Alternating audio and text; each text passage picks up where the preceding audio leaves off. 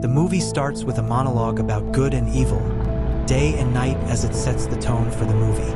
The narrator tells us to fear the night. The night is a place fraught with blasphemy, shelter to dreadful creatures, beyond the reach of God's light. The night takes under its wing wicked demons, evil witches, and dark stories, which we will now listen to. In the time of darkness, the good Christian sleeps placidly. With the break of day, sun rays shall arrive, the light to follow the Lord's upright way. However, by all accounts, if the night catches you, do not stand still, take to your hills and do not deviate from your way home, or else the darkness will swallow you forever. But who wants to deviate from the way? Who will abandon the light? For the saying goes, the day is for the diurnal, and as the wind sighs, the night is for the nocturnal. In the next scene, we see a woman in a house, Catalyn. She's preparing food for herself and her husband. She then takes out a mushroom from her pocket and puts it in the food she's cooking. She then gets distracted by a voice she hears outside. "You're to blame," the voice says repeatedly. Her husband then arrives and demands food.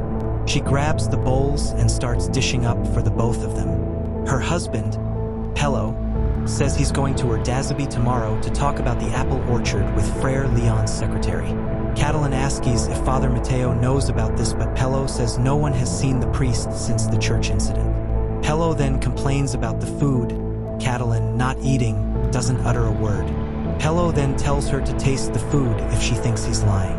She tells him that he could cook for himself as well, but he demands respect, saying that she's already embarrassed him in front of the people.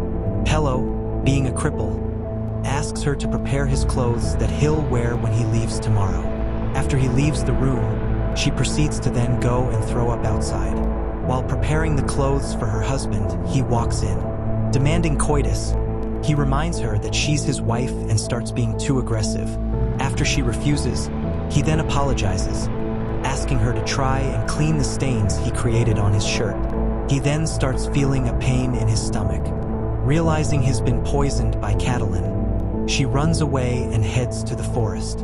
The first story begins with a wrecked young lady who went deep into the forest after sunset, when the journey for the god of the night begins.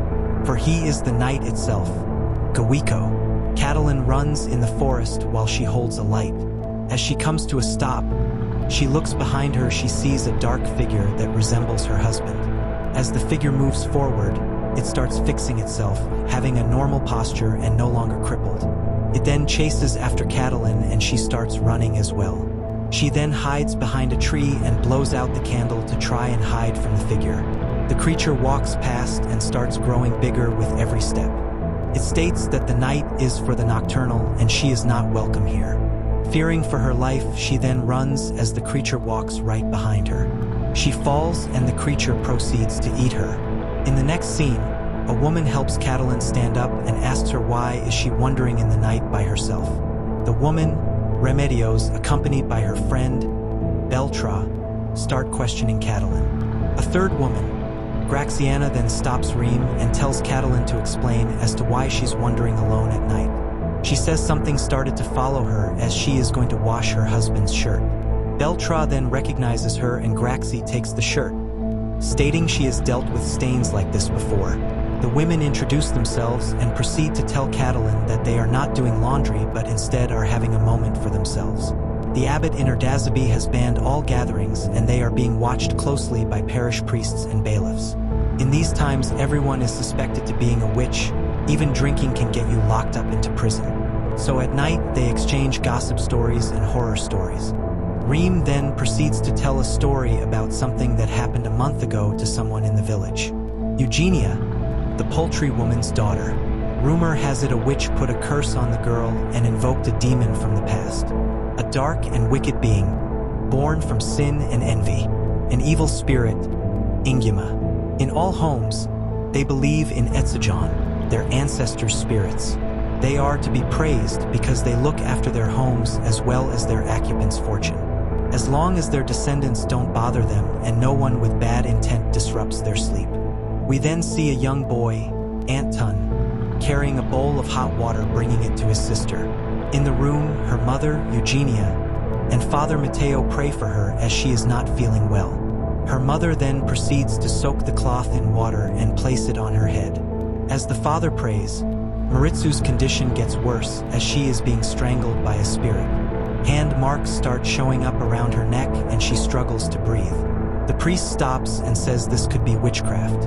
We then see a blind old crippled woman, Esther, reciting a spell while she inserts needles into a chicken's heart. We then see Paul and Catalyn heading towards the residence. Catalyn then notices someone in the chicken coop. As she opens the door, a cat walks out and it looks as if it was eating one of the chickens. Thinking nothing of it, she then heads inside the house as Paul says he'll wait outside. She comforts the mother and asks about Maritzu's condition. As she walks in the room, she greets the younger brother and proceeds to care for Maritzu. Catalyn gives her a bouquet of flowers and we notice that they have a close relationship.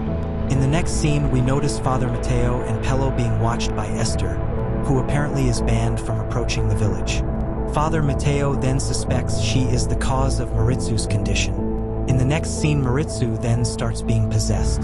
During her possession, the spirit says Catalyn is to blame and starts insulting her. Eugenia then kicks her out after hearing this and Catalyn leaves.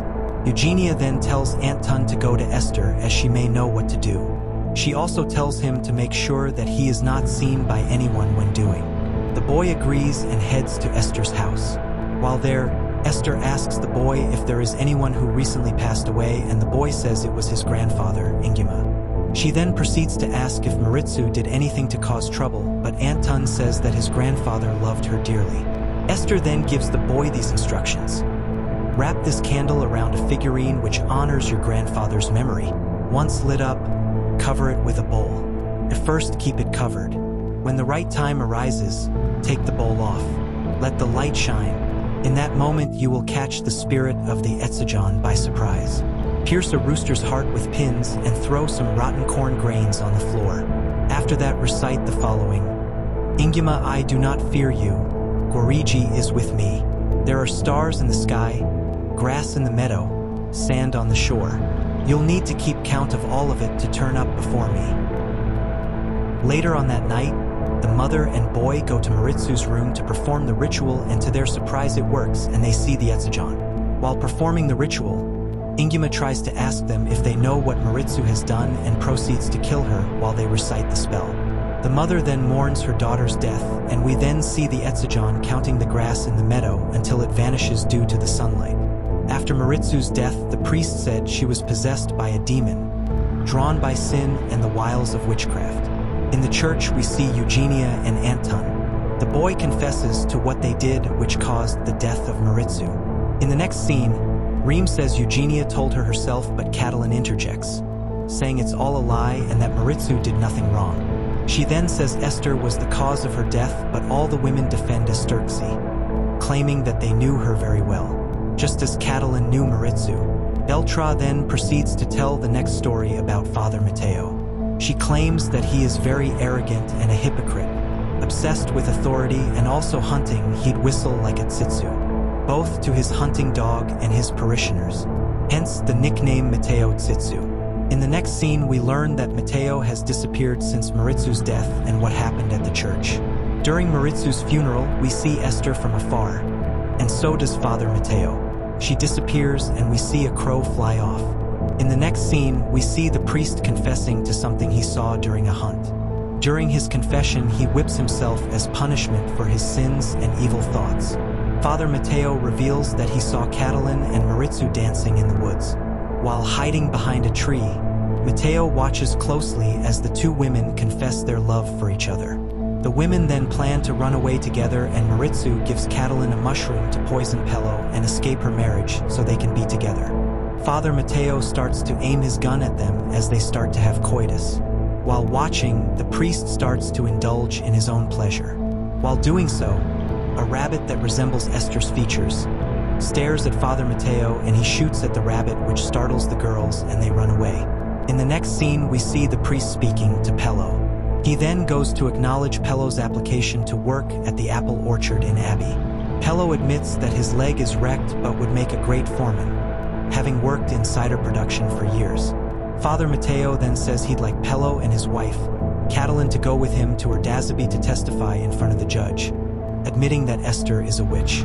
Pello refuses, but the priest says doing this may increase his chances of getting a job. To convince him even further, he then tells him what he saw in the woods during his hunt.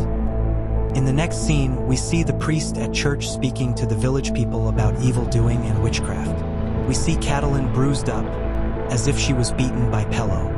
While Father Matteo speaks, he urges the village people to testify should they know anything of witchcraft, and then the rabbit walks in. The people in the church become scared and act as if nothing happened. Furious, Father Matteo grabs his gun and points it at the rabbit. The village people scatter and he starts shooting at the rabbit. Everyone leaves the church, and the priest follows the rabbit into the dark forest. No one saw him again, but rumor has it during the night, some have heard Father Matteo's whistles in the mountain calling his dog. The priest is a lost soul, so he'll continue to wander, damned, and chasing the hare forever and ever. In the next scene, Catalyn confesses to testifying against Esther. The three women then tell her after she and her husband testified, Esther was killed for being a witch. They later admit that they are also witches and that she will have to come with them to the coven. In the next scene, we see Catalyn running back home calling for Pello. As he opens, he sees the witches that follow her, and proceeds to kick her out and close the door. The witches then strip her and rip her hair off her head. She then confesses to testifying and says she was forced and scared while doing so. While Pello and Catalyn testify, Esther tells Catalyn that she doesn't blame her and it's not her fault. The witches then say her fate will be decided by acre belts. He knows who to punish and who to reward. She proceeds to rub a substance under her arms and between her legs. They all then say an incantation. As Pello watches, they all start to fly. Pello then rubs the substance on himself and flies as well. After a while, he becomes scared and asks help from Catalyn, who refuses. Within seconds, he then proceeds to fall to his death. In the next scene, all the witches meet at the coven. They all start dancing around the fire until Catalyn arrives. They then start their incantation to summon their leader. He arrives and everyone starts to bow to him. Soon after, everyone starts to have coitus. The creature descends and it is revealed that Maritzu is their leader. She then embraces Catalyn and they are finally together again. And that's the horror movie Gaua, The Night 2025. Let me know what you guys think in the comments section below. Don't forget to leave a like, subscribe, and share the video. Thanks for watching, and I'll see you on the next one. Goodbye.